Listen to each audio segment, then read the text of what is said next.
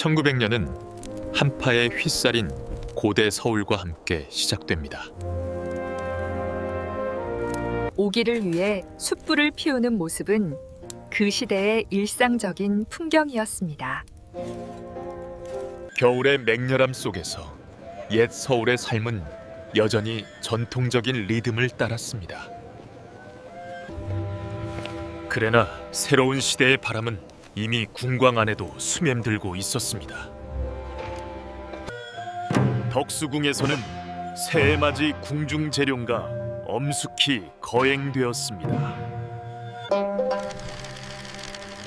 우편과 전차에 대한 새로운 아이디어들이 움트기 시작했습니다. 서울은 밤의 전등으로 더욱 빛나며 현대적이고 유망한 아르답게를 설사했습니다. 조정은 최초의 성공을 기리고 국가 발전의 발걸음을 인정했습니다. 궁정의 공식 발표, 전차가 공서울의 일부가 될 것입니다. 외국인의 노습은 점차 익숙해졌고 피할 수 없는 변화의 징조였습니다. 고종 황제도 문을 열고 외부 세계에 대해 배우려고 했습니다. 그러나 여전히 인력거는 익숙한 운송수단으로 일상의 리듬이었습니다. 전차 노선을 따라 도시 생활은 더욱 활기 넘쳤습니다. 전기불빛이 친숙한 골목을 비추기 시작했습니다. 전차는 단순한 교통수단이 아니라 변화하는 서울의 상징이자 이야기가 되었습니다. 거리를 연결하기 위해 전신주가 세워져 소식의 길을 단춘시켰습니다. 세태 둘째 주, 미래의 기계들이 시와 운행을 신약했습니다. 새로운 교육의 문이 열렸지만 외국 병사들의 그림자는 긴장을 들이웃습니다. 역사적인 순간, 첫 여객 전차가 서울 시민들에게 희망과 놀람을 선사합니다. 우편망은 확산되었고 인천은 전 세계에서 오는 선박들을 괴양 맞이했습니다. 동시에 외국 상인들이 속속 도착하여 밖의 세상의 숨결을 가져왔습니다. While the city was bustling, the countryside prepared for spring by planting seeds. 조정은 최초의 성공을 기리고 국가 발전의 발걸음을 인정했습니다. 상업이 번성했고 서울 중심부는 사고 파는 곳의 교차점이 되었습니다. 한편 농촌은 주 수확철을 맞이하여 온 백성의 생명을 키웠습니다. 수도는 다양한 외국인들의 존재로 점점 더 국제화되었습니다. 조정 내부도 보수파와 괴역파 사이에서 파문이 일었습니다.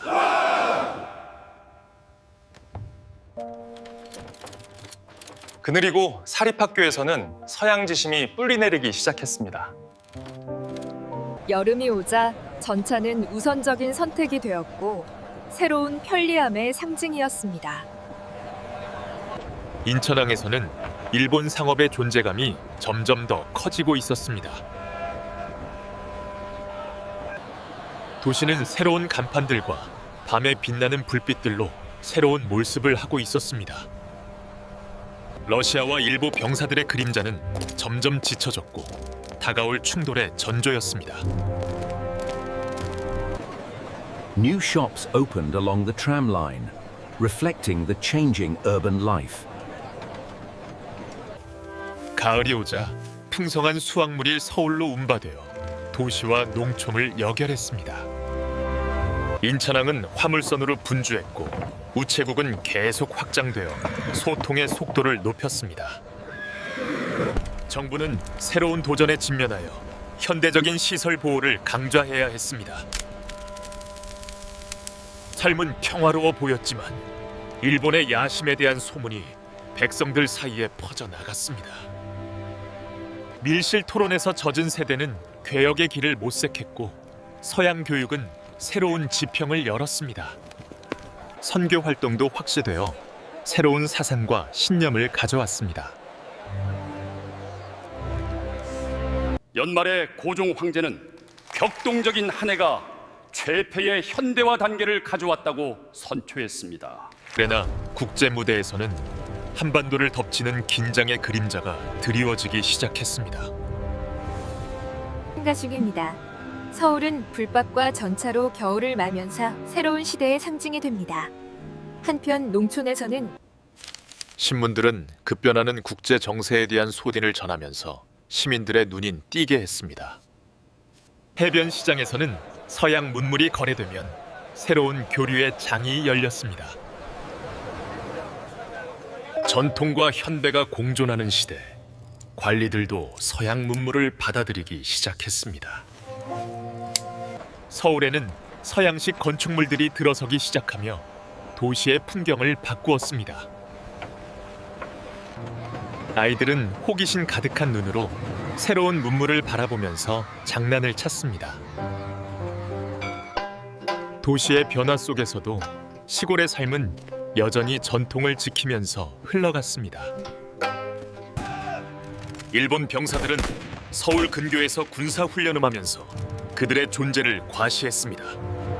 젖은 여성들은 한복해 서양식 헤어스타일을 전막하면서 자신만의 개성을 표현했습니다. 외국어 학습의 열풍이 불면서 젊은이들은 새로운 지식을 탐구했습니다. 인천항에는 러시아와 일본의 군함들이 서로를 견제하며 정박해 있었습니다. 조정의 관리들은 세계 지도를 보면서 대한제국의 미래를 고심했습니다. When night falls, Seoul streets are brightly lit with lanterns and electric lights, gathering people. 일부 농민들은 토지를 잃고 고용주에게 의존하게 되며 사회적 불평등이 심화되었습니다. 덫에 붙여진 독립초구 전단지는 민족주의의 시작을 알렸습니다. 서울에는 서양식 건물들이 빠르게 들어서며 도시 경관을 변화시켰습니다. 길거리 상인들은 서양 과자나 장난감 같은 이국적인 물건들을 팔았습니다. 젊은 학자들은 개혁과 자강의 필요성에 대해 대중 앞에서 연설했습니다. 조선 경찰은 새로운 제복을 입고 거리를 순찰하면서 질서를 유지했습니다.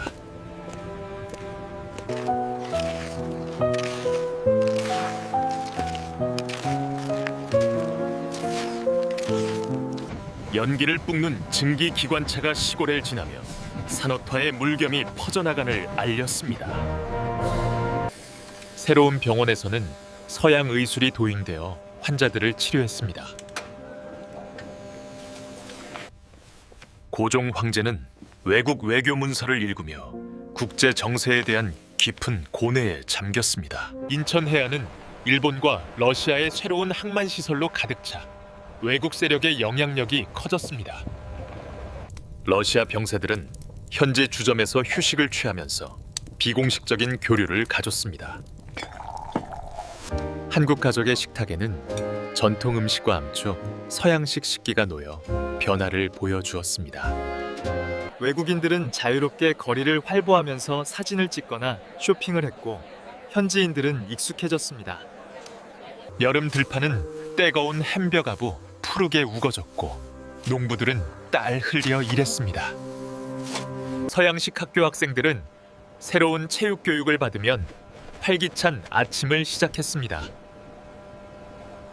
조선의 거상들은 서양식 사무실에서 외국 상인들과 현대적인 방식으로 거래를 했습니다. 선교사들은 작은 교회에서 한국인들에게 새로운 교리를 전파했습니다.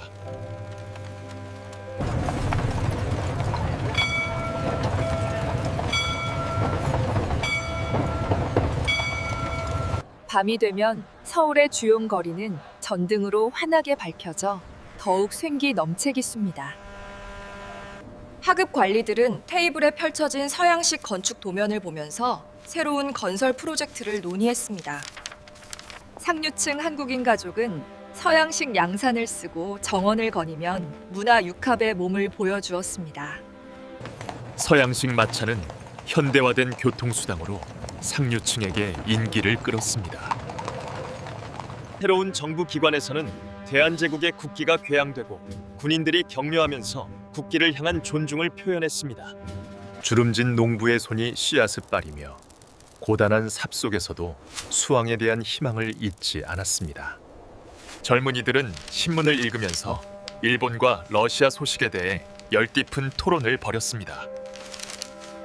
공고 게시판에는 한국어, 한문, 일본어로 된 다양한 공지들이 붙어 있었고 이는 일상 속의 작은 혼란을 보여줬습니다. 서울 외공의 작은 공장에서는 산업화의 초기 단계가 시작되고 있었습니다. 정부 사무실에서는 전화기가 놓여 있었고 관리들은 중요한 통화를 나누면서 새로운 통신 기술을 활용했습니다. 퇴근 시간에는 전차가 서울 도시를 가득 메웠고 종소리는 현대 도시의 활기찬 삶을 알렸습니다. 전통 복장을 한 한국인들도 카메라를 들고 도시를 탐유하면서 새로운 문화를 즐겼습니다. 공공장소에서는 전통 악기와 서양 악기가 어우러진 작은 음악회가 열려 문화 교류의 장이 되었습니다. 일본군과 러시아군이 우연히 마주치자 날카로운 시선 교환 후 서로를 지나쳤습니다. 고종 황제는 홀로 창밖을 바라보면서 격동의 시대 속에서 국가의 운명을 깊이 걱정했습니다. 군사지도 위에는 일본과 러시아군의 위치가 표시되어 있었고 조선 장수들은 이를 심각하게 검토했습니다. 해질령 인천항에는 외세의 군함들이 위협적으로 서 있었고 붉은 노을은 비극제인 분위기를 더했습니다. 외세의 위협이 커지는 가운데 신문들은 격동하는 국제 정세를 알렸습니다.